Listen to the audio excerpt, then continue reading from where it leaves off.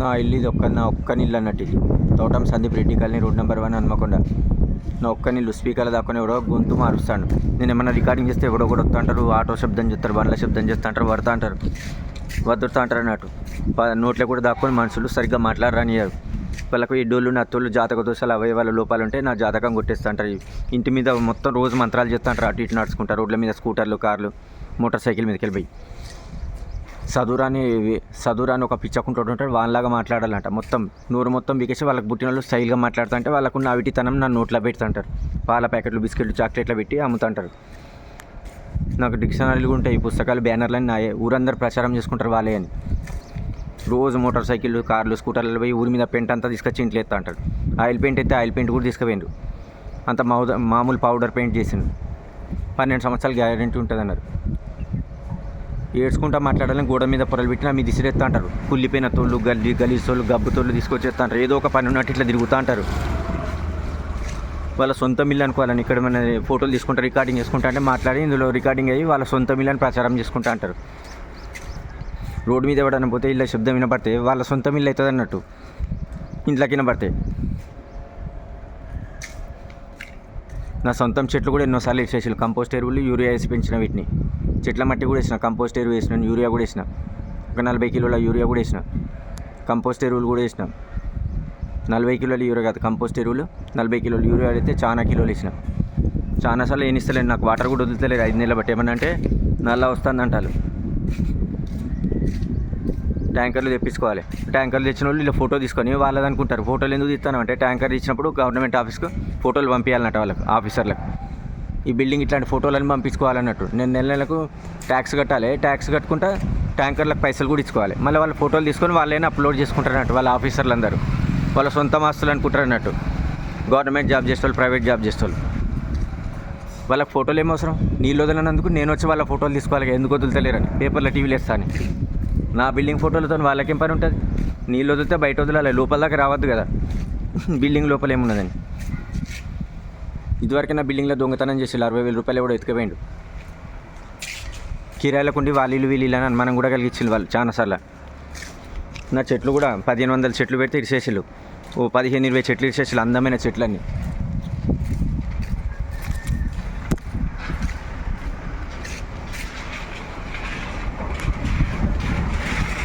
చాలా జాదుగాలు కనికట్టు, బాణామతి విద్యలు, క్షుద్ర విద్యలు చేసినారు. కొంతమంది ముస్లిమ్స్ వచ్చి వాళ్ళు ఇల్లు అంటారు, ఎస్సీ ఎస్టీలు వచ్చి వాళ్ళు ఇల్లు అంటారు, ఓసీలు వచ్చి వాళ్ళు ఇల్లు అంటారు, బీసీల వేరే కులాలు వచ్చి వాళ్ళు ఇల్లు అంటారు.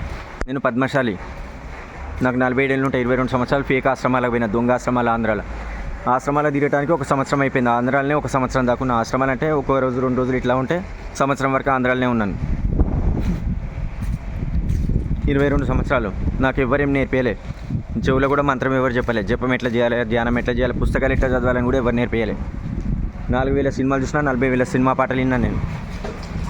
భోజ్పూరి పాటలు వింటాను, తెలుగు పాటలు, తమిళం పాటలు, కన్నడం పాటలు, ఉర్దూ పాటలు కూడా వింటాను, పంజాబీ పాటలు, అరబిక్ పాటలు కూడా వింటాను. నాకు 200 దేశాల వార్తలు కూడా తెలుసుంటాయి. ఆ ఫేక్ గాలు ఎవరెవరిని తీసుకొచ్చి వానికి తెలుసు, వీనికి తెలుసు అంటారు. దొంగ సాధువులు, సన్యాసులు వచ్చి నా జాతకాన్ని కొట్టేసి, డిఎన్ఏని కొట్టేసి వాళ్ళ ఆశ్రమాలు కూడా పెట్టిళ్ళు చాలామంది ఫేక్ గాళ్ళు. ఆయిల్ పెయింట్ కూడా తీసేసిన, సంవత్సరం అయిపోయింది వేయించి. అంతకుముందు 1 సంవత్సరం క్రితం పెయింట్ వేయించిన. 10 సంవత్సరాల క్రితం వైట్ సిమెంట్ వేయించిన. అంతకుముందు 3 సార్లు వైట్ సిమెంట్ వేయించాను. ఆయిల్ పెయింట్ అంటే మొత్తం ఆయిల్ కనబడాలి. ఆయిల్ ఎక్కడనో పోతుంది. అంతా గోడలన్నీ మరకలు మచ్చలు చేస్తారు. రోడ్ల మీదకి వెళ్ళి పెయింట్ చేసి గబ్బ అంతా తీసుకొచ్చి ఇంటి మీద వేస్తారు.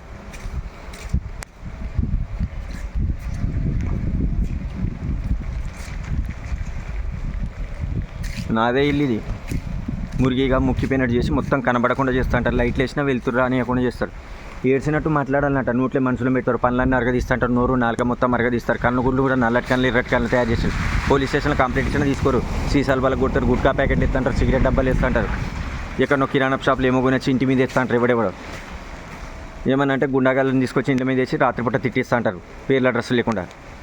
ఇది నా ఒక్క నీళ్ళు, ఎవడ ఆస్తి కాదు. అంటే గుండాలు, రౌడీలు అట్లాంటి వాళ్ళు అన్నం కూరలు కలుసుతని చెప్తారు. 5-6 వేల సార్ల హోటల్లో వాళ్ళ ఇల్లు అనుకొని మంత్రించి అమ్ముతుంటారు. టిఫిన్లు, కర్రీ పాయింట్లు, పాల ప్యాకెట్లు, కిరాణా షాపులు, కూల్ డ్రింక్స్ అన్నీ కూడా.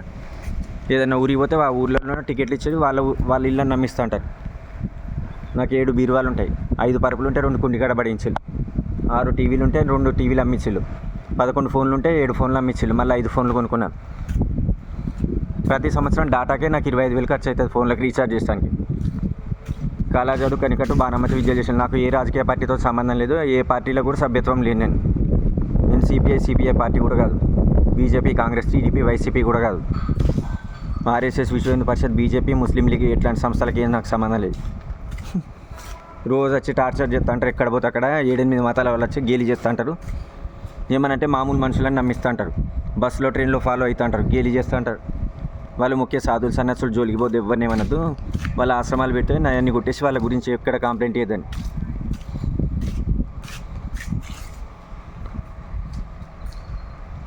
కాలాజాదు కనికట్టు బాణమతి విద్యలు ఇంటి మీద 7 మతాల వాళ్ళు ప్రయోగిస్తారు. మొత్తం నూరు కూడా పీకేస్తా అంటారు ఇష్టం వచ్చినట్టు.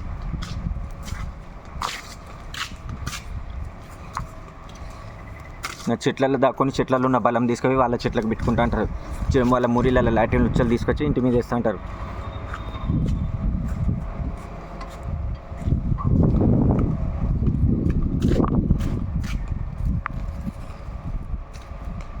ఊర్వలేని గుణంతో ఇట్లా చేస్తూ అంటారు. వాళ్ళని 24 గంటలు గుర్తు పెట్టుకోవాలంట ప్రతి ఒక్కరు, ఎవరెవరికో పుట్టిన వాళ్ళందరినీ. నాకు లింకులు కలుపుతా అంటారు అన్నం కూరల మీద పొరలు పెట్టి. అన్నం కూరలు నాలాగే యాక్టింగ్ చేసి ఎగబడి తింటా అంటారు. మనుషుల మీద ఆవహించి పిశాచాలాగా దయ్యాల్లాగా ఆవహించి తింటా అంటారు. యూట్యూబ్ ఛానల్స్ పెట్టినా కూడా అన్నీ పెట్టనివారు. ఫోన్లు కూడా 15 సంవత్సరాలు కొననివ్వలే నన్ను.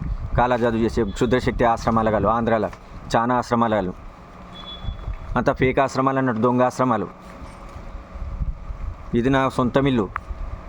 నా దగ్గర 1500 పుస్తకాలు ఉంటాయి. లా పుస్తకాలు, జర్నలిజం పుస్తకాలు, హిస్టరీ పుస్తకాలు కూడా ఉంటాయి నా దగ్గర. ఆధ్యాత్మిక పుస్తకాలు 200 ఉన్నాయి. అంతరిక్షం పుస్తకాలు ఉంటాయి. 75 వార్తా ఛానల్ చూస్తాను నేను. రకరకాల దేశాల గూఢాచార సంస్థ వార్తలు కూడా చూస్తాను. అంత పోలీసులతో తిట్టిస్తా అంటారు వాళ్ళు ఇల్లని. ఇల్లు ఇస్తేందని ఒకసారి పోలీసులు అడిగిళ్ళు రాసితే మిగతాదని. ఇందులో 6-7 సంవత్సరాలు జపంధ్యానం చేసినాను నేను. 2002లో 17 గంటలు జపం చేయగలుగుతాను. నాకు ఇప్పటి చెవులే మంత్రం మొదలే. ఒకవేళ మంత్రం ఇవ్వడానికి ఉంటే రోజు 2-3 గంటలు జపం చేయాల్సి వస్తుంది. మంత్రం మొదలే కాబట్టి 17 గంటలు చేసిన. లక్షల కోట్ల జన్మలు తపస్సు చేసిన తపశక్తితో పుట్టింటాను నేను. 1976లో పుట్టిన ఇక్కడ.